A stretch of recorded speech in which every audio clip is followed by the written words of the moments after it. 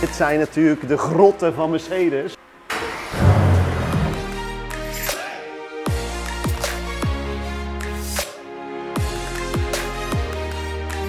And the exhaust has just turned up in time so that we can start installing it. Het klapt eigenlijk al dat wij gewoon dit project groots gaan aanpakken. It's going to be serious, yeah.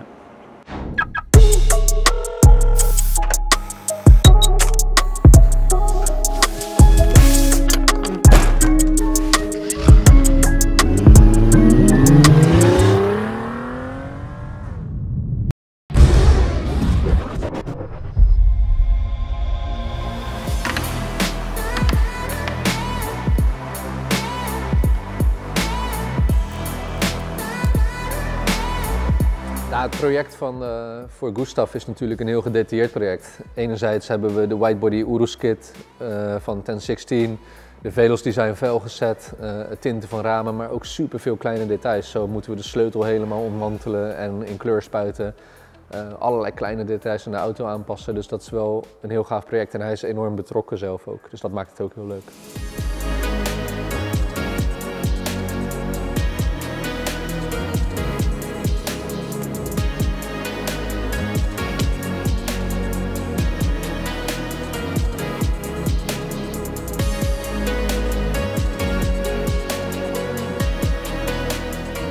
The 1016 project is officially underway. We have already tinted the headlights and the rear lights. The bumpers are both off so that the black parts can be sprayed white. And the exhaust has just turned up in time so that we can start installing it. This is the Capristo catback exhaust. So I'll unbox it and then get it on the car. So a catback exhaust is basically the catalytic converters which take all the particulates and nasty stuff out of the exhaust fumes. They stay on the car. So it's still a clean exhaust and it's just from that part backwards. So it will change the sound of the exhaust. It does have active valves, so it will be a little bit louder than the stock exhaust, but it's not going to be over the top roaring like some of the previous Uruses we've done. And the Capristo, in my opinion, is the most refined sound for the Urus. It's the nicest and most classiest sound without being too over the top, because we have done some that, in my personal opinion, sound a little bit like a screaming tractor. But this one should be good.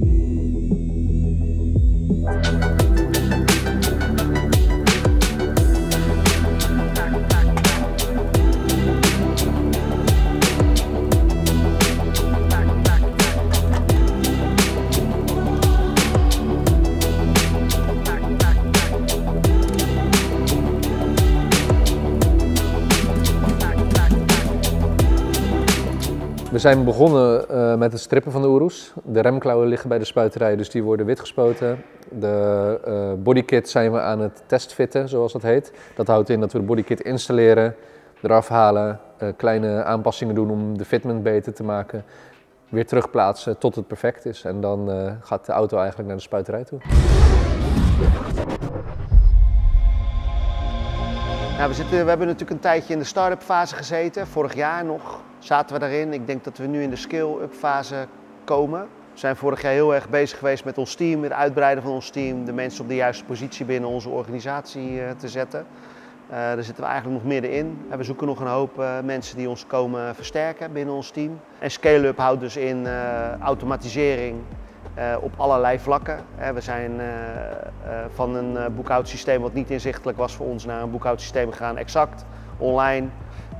We zijn natuurlijk zwaar aan het trekken aan ons mediateam, wat apart opgezet is als bedrijf, maar ook faciliterend is aan Absolute Motors. Daar zijn we grote stappen aan het maken. En onze business groeit heel snel. Dus naast dat we de organisatie aan het klaarstomen zijn om een volgende stap te kunnen maken, parallel daaraan, eigenlijk simultaan daaraan, groeit de organisatie door. Dat is een hele mooie fase waarin we zitten.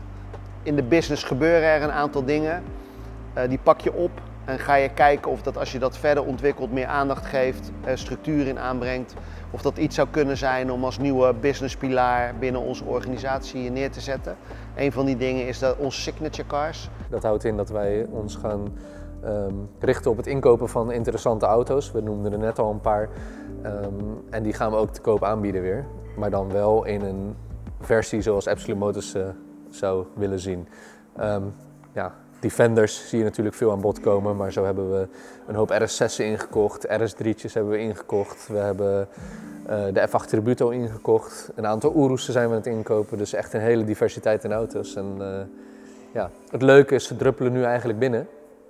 En voordat we überhaupt beginnen aan de auto, hebben we sommige alweer verkocht. Dus dat is echt wel een teken dat we op de goede weg zijn. Ons communicatieplatform gaat live gezet worden, waarbij eigenlijk alles qua communicatie vandaag de dag, DM's, e-mail, sms'jes, WhatsApp, Facebook-berichten, noem alles maar op. Telefoongesprekken die binnenkomen, die gaan we allemaal centraliseren in één en hetzelfde platform. Dat gaat het voor ons vooral heel erg makkelijk maken om met onze klant te kunnen communiceren, op welke manier dan ook, wanneer dan ook. We zijn natuurlijk gezamenlijk met een partner zijn we aan het optimaliseren als het gaat om onze social kanalen. Daarmee halen we ook heel veel kennis intern op. We doen dat als team, mediateam.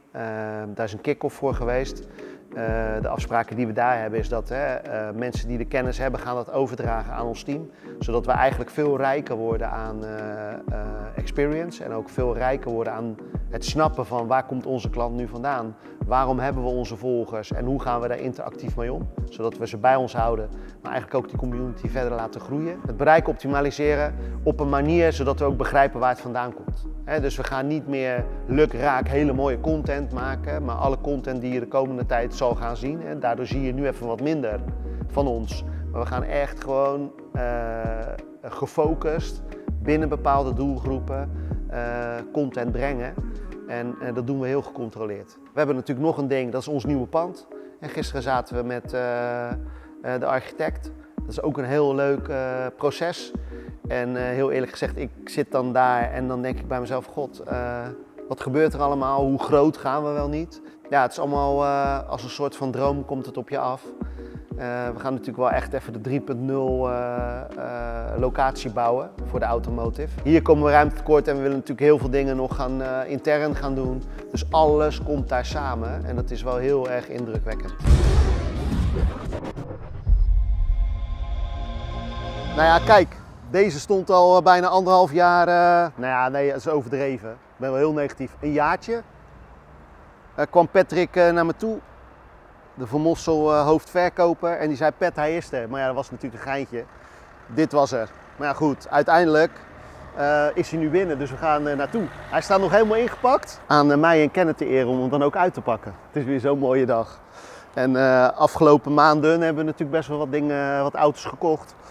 Het begon natuurlijk met de MC20, toen de 765 en nu dan de Black Series. Dus ja, fantastisch. Daar gaan we. Het bizarre is, in 2018 wist ik dat die zou komen. Ja, je had het er toen al over, ja. 2018, het is nu 2022. Toen wist ik niet eens dat dit bestond. Maar dat is net 3 jaar geleden. Totdat ik tegen jou zei van, joh, maar Ken, wat is nu jouw droomauto? Toen zei je gelijk dit. Ja. Maar toen zei ik, mijn droomauto moet nog uitkomen. Ja. Droomauto klinkt ook wel heel zwaar natuurlijk. Zeker, wat ik zeg, in 2018 hoorde ik dat die zou komen. En in die 4 jaar tijd is er ook wel weer wat veranderd aan de techniek van auto's en dergelijke. Maakt hem niet minder spectaculair. Maar er gebeurt gewoon een hoop op automotive. Maar dit is wel een beetje een revolutionair ding, zeker voor Mercedes-Benz, omdat ze de GTR gepakt hebben en die eigenlijk opnieuw ontwikkeld hebben.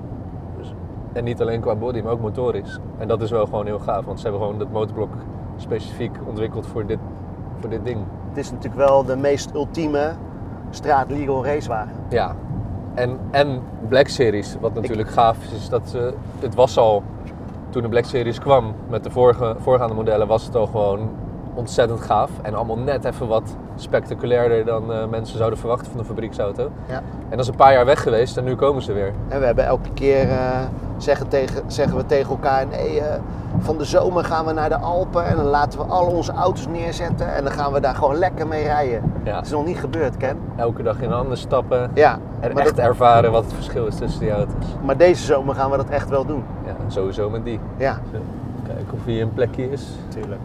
Dan gaan we zo naar de kelder, want daar staat hij. Ben benieuwd. Hij staat nog helemaal in zijn pyjama. Ik hoop dat alle screens in de auto ook nog zo'n plasticje hebben. Oh, daar word ik altijd zo blij van. Ik ga deze factuur met zoveel liefde en plezier betalen. Dat ik gewoon een grote... Nee, is goed, top. Het is wel een kleine bevalling, of niet? Nou, daar lijkt het wel op. Een kind heb je snelheid. Zo, ja, tegenwoordig. Oh. Hé, is dat erg? Maar des te blijer ben je ermee. Nou, ik Toch? wou net zeggen, ik word blij dat de trailer voor de deur stond. Ah, hij is versleten ondertussen, die banden denk ik. Ja, nee, Ik heb er heel veel mee gespeeld. Pet zat heel de week zit hij zo een beetje achter zijn bureau. Oh, ja, leuk. Dan pak je de lift naar beneden, Kom, toch? pak even sleutel. Ja. Kijk, dit zijn natuurlijk de grotten van Mercedes. Dat wou ik net zeggen. En Hier kom je niet zomaar. hier kom je niet zomaar, Rico. Hier komen alleen maar... Ik zet even niet de pixel, dan gaan al die monteurs eromheen. Oeh, kijk. eens, een condoompje. Oh, Ook naast elkaar. lekker hoor. De inchmaat vind ik wel vet. Ja. Lekker klein, lekker veel band. Lekker hoor. Ja, er moet wel een uitlaatje onder. Dit vind ik lach om te zien, hè. Hij staat al zo lang daar zo te wachten op het spoileronderdeel. 67 dagen over service heen. Ik zag het ook niet meer. Maar dat was met die 765 ook, hè? Die was ook gewoon... Kijk. Ho.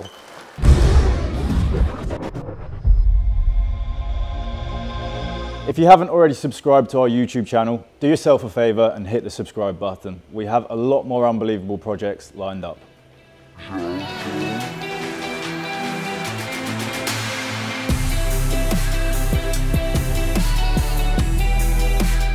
Ja, de F8 Tributo die we ingekocht hebben, dat is natuurlijk een vrij apart ding. Want als je kijkt naar het interieur, dan is hij echt volledig vol met matcarbon gespecificeerd.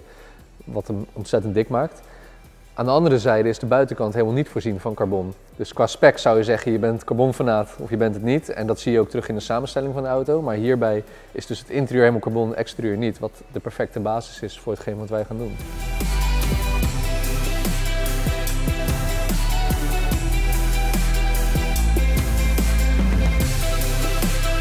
Vooral het gebrek aan het carbon aan de buitenzijde, dat verklapt eigenlijk al dat wij gewoon dit project groots gaan aanpakken. Dus er komt vooral heel veel carbon aan de buitenzijde. Misschien wel zoveel carbon dat de binnenzijde wel weer niet meer opvalt.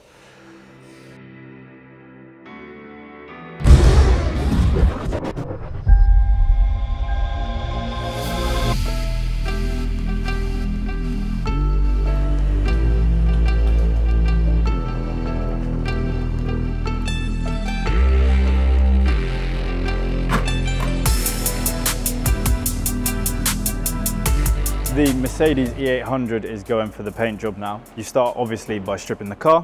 When it gets there, they have to sand the entire car down. So every single part of the car with the original paint needs sanding down so it's completely flat.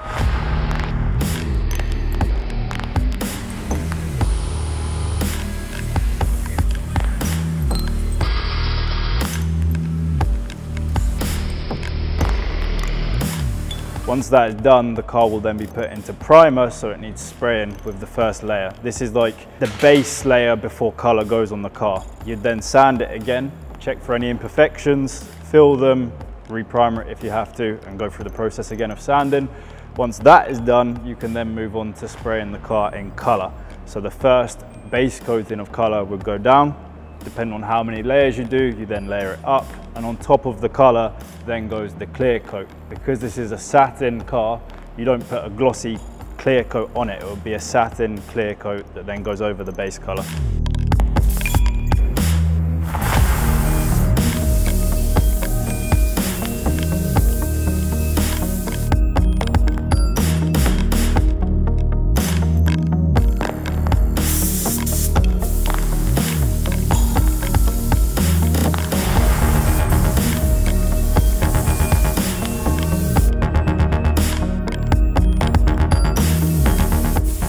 Once all these upgrades are complete, this is going to be a car that everybody's going to want to drive. Like the Saturn finish, Saturn's big at the minute.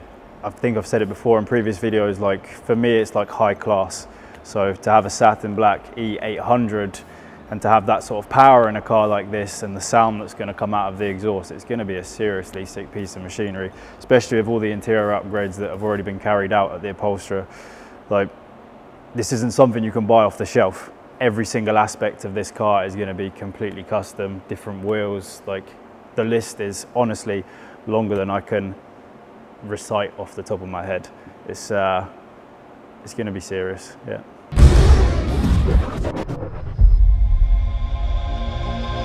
The Aventuri intake for the RS4 actually consists of a hell of a lot of pieces.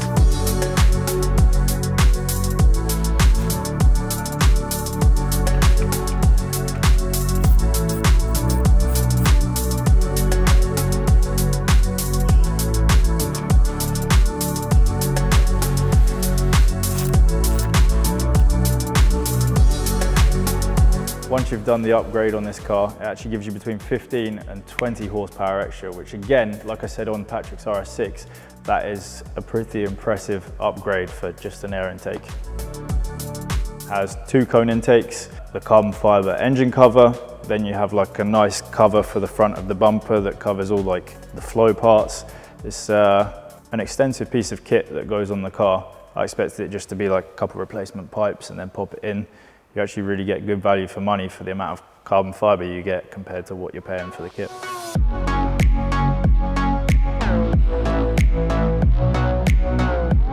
When you buy a kit like this for your car, you're really improving 3 things. You're improving the look of the engine bay, the performance of the car, and an increased intake sound, which are all really cool upgrades. Everyone does it for different reasons. You might be doing it for one, you might be doing it for all of them. So it really depends on what you're looking for. I think everyone loves carbon fiber in the engine bay and like glossy things. So it is a really nice like aesthetic upgrade for the car, as well as a really good performance upgrade.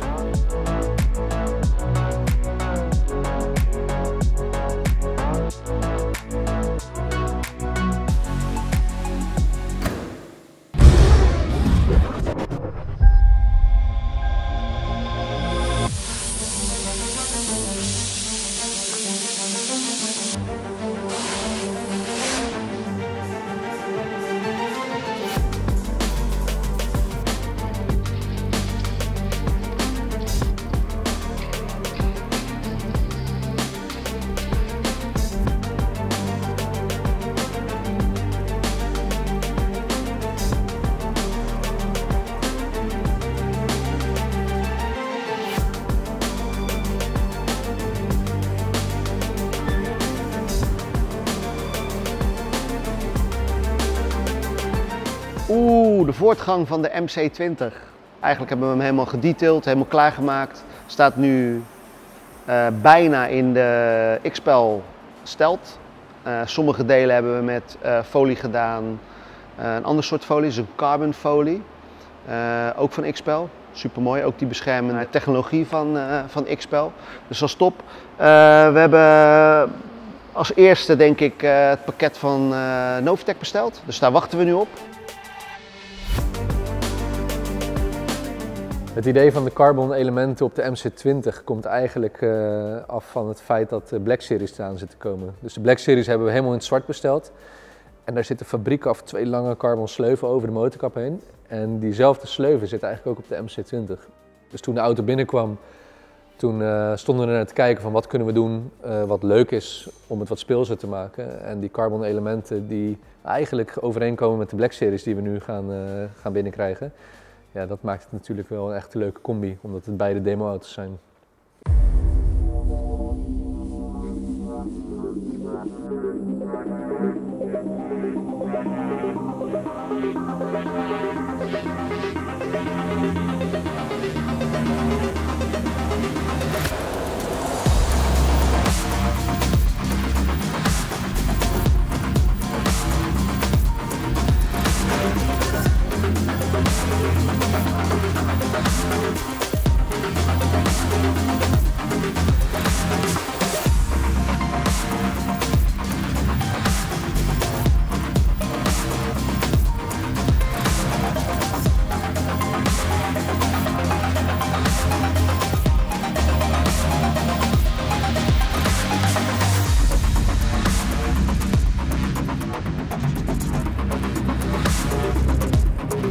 zal er een uitlaat op komen, wat carbon onderdelen van Novitec en ik denk ook de wielen. En voor de rest, ja, is het even afwachten. Leuke auto, ik heb er even een avondje mee gestuurd. Het is ook wel weer heel uitdagend, het is toch een V6. Klinkt allemaal even anders, maar ook supersnel. Stuurt heel direct. Wegligging is top. Zit comfortabel. Ik vind het een beetje een Gran Turismo. Maar toch ook wel weer een beetje racy. Dus wel echt vernieuwend. Leuk. Had je MC20 gezien? Ja. Daar hebben we op de kap hetzelfde gedaan. Die heb ik nu 2 van die carbon... Echt even. Kijk even, Rick.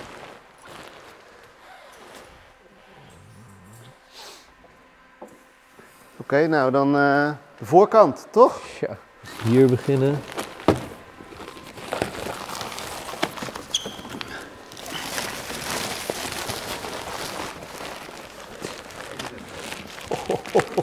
Neusje hoor. Nee.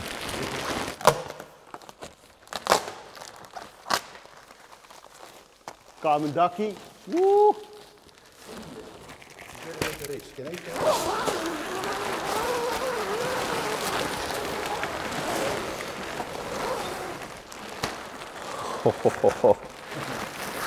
Hier hebben we ook lang op gewacht op de vleugel. Kijk eens. Maar ja, dat snap ik, zo'n kunstwerk. Even eerlijk, dat duurt even.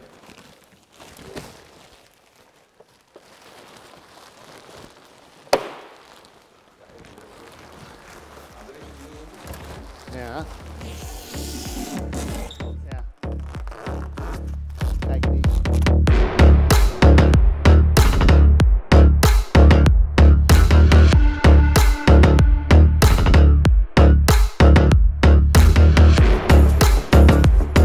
Hey. Sleutel. Ik denk dat de sleutel ontwikkeld is in 1980. Ja, zoiets denk ik. Echt. Maar goed, maakt niet uit. Daarmee krijg je access tot dit monster. Nee, dat is niet de sleutel toch? Super dik. Dit met oranje genomen, zie je? Stiksels in je stoelen. De deuren.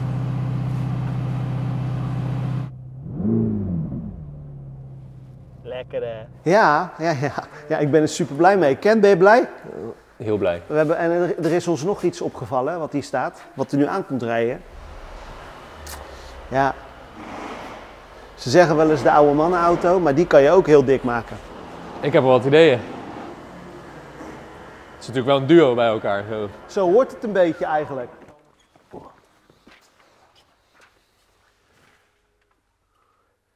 Ja, heel eerlijk. Jij bent om. Ik zeg doe maar. Ik denk dat dit wel, niet om het als excuus te gebruiken, maar een manier is om van die rugklachten af te komen. Ja, precies. Een bezoek aan Mercedes brengt ons dan weer op een ander idee. Nee, je ziet het hè?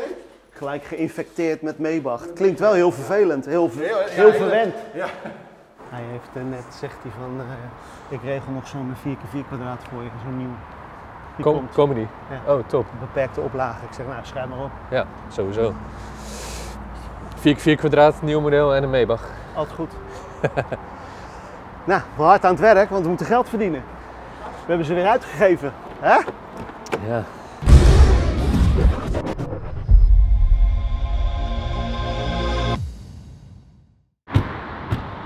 Kijk, ik wil niet wachten. Zo mannen, goedenavond. Stiekem naartoe lopen. Ja, leuk. Zullen we onthullen? Gaan we doen.